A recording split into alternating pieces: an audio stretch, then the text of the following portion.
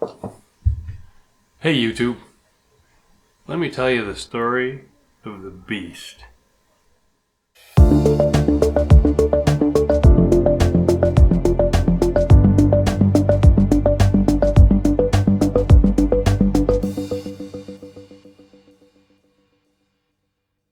Hi YouTube, Craig here. I'm going to tell you a story. So the year was 2013. Phantom drones from DJI were out, and they were very expensive. They were like $1,500, $2,000, well over $2,000. They were crazy expensive, and didn't have a lot of money. But I absolutely loved how they took photos and video of the environment, and I saw the results of some of these people that had these drones, and I thought, oh, I gotta get one of these things because it flies and it does video and videography, and I could do some really cool stuff. And so I really wanted one bad. Of course, back then I didn't have a lot of money, and it was really tough. So I went to the local hobby shop where they decided to talk me into building my own drone with parts. And I thought if I took a little bit of money here, a little bit of money there, and kind of built up a drone, they said they could do it cheaper than what the current good hobbyist drones were. And the Phantom, I believe at the time, was about the only real option. There was, of course, their Inspire drone, but that thing was like, I don't know, I think it was like $6,000 or $7,000 at the time. I have no idea what they are now. But there just wasn't a lot of drones out there that fit the bill and came in with a decent price tag. So, yep, I started building my own, and I want to show you this thing because I still have it, and I finished it, and this thing's a beast, but maybe not in a good way. Let me show you.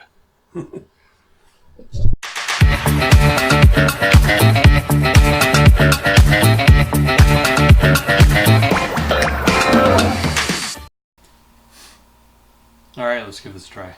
So here it is, the beast. It's the beast. It's a gaggle of parts and pieces all thrown together. It even has Phantom legs. Crazy. This thing is a beast.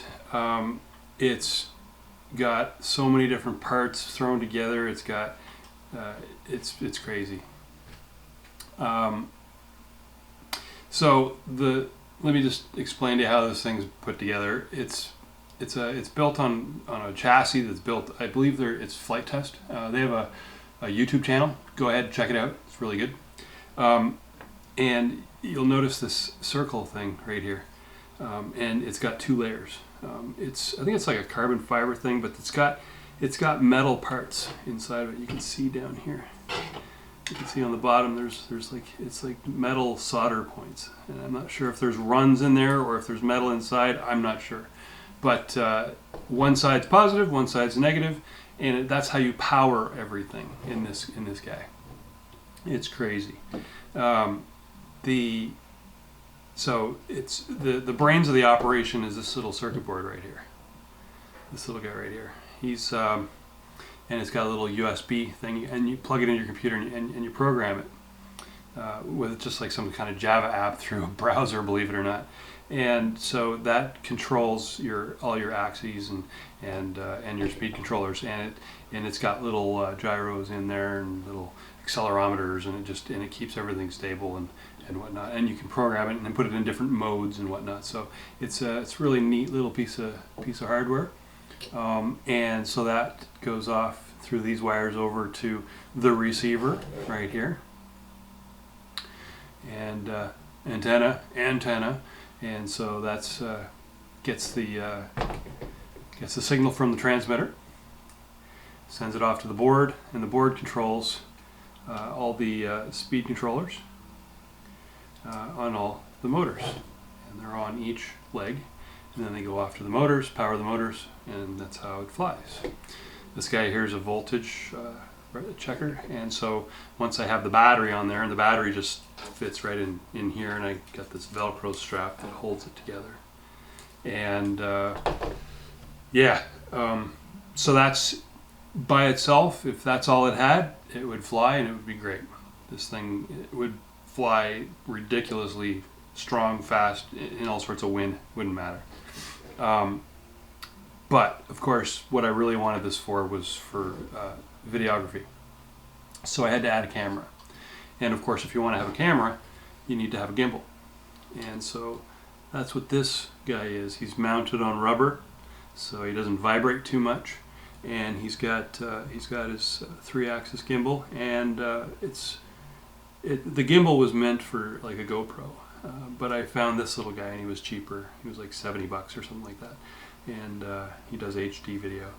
And we're talking about, it was like 2013, something like that, like a long time ago, like 7 years ago. It was, so that was a good deal back then.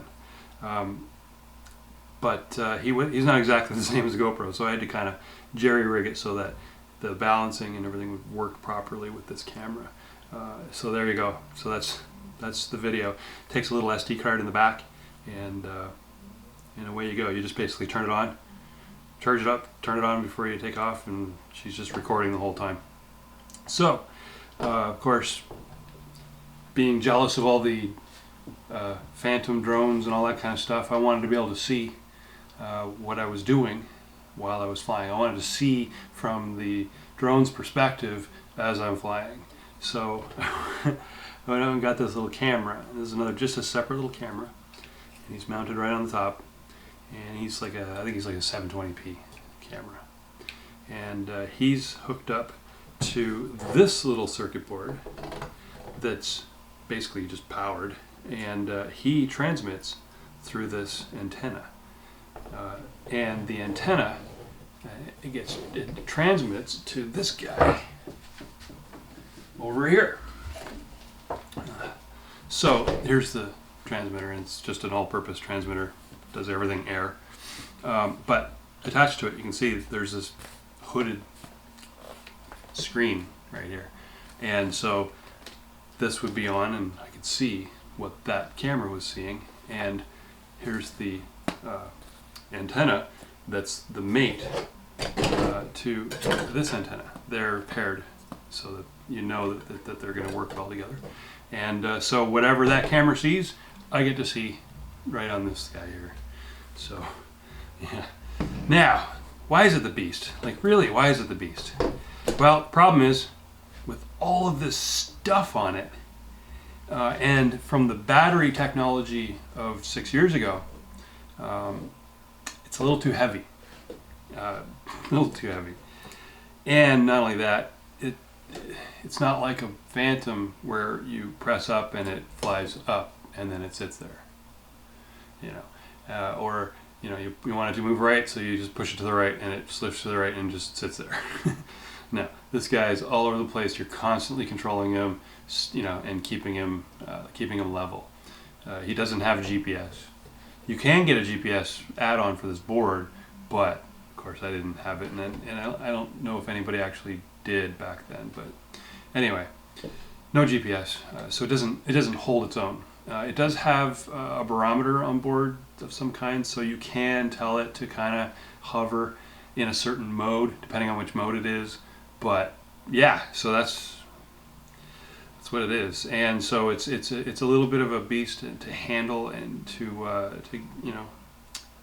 rein in, so to speak, and it's pretty tough. So. And so the other issue is, with the batteries of the day, you could get, depending on how many cells were in the battery, that would tell you how many volts you had, and it would tell you how much power you could put out, that you could drive through these motors at any given time.